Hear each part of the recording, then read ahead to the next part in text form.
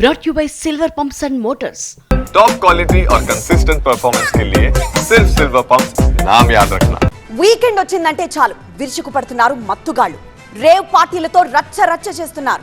ఒకప్పుడు సిటీకి దూరంగా జరిగే ఈ పార్టీలు ఇప్పుడు ఇళ్ల మధ్యలోనూ జరుగుతున్నాయి. భాగ్యనగరంలో మరో రేవ్ పార్టీని భగ్నం చేసిన పోలీసులు షాకింగ్ విషయాలు వెల్లడించారు.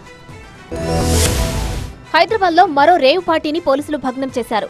కొండాపూర్ ఎస్వీ సర్వీస్ అపార్ట్మెంట్ లో రేవ్ పార్టీ నిర్వహిస్తుండగా దాడి చేసి 11 మందిని అరెస్టు చేశారు. నిందితుల నుంచి భారీగా గంజాయి, ఓజీ కుష్ డ్రగ్, ఎల్ఎస్డీ బోల్డ్, చరాస్ డ్రగ్స్ ని స్వాధీనం చేసుకున్నారు. పార్టీలో పాల్గొన్న వారు ఏపీకి చెందిన వారిగా గుర్తించారు.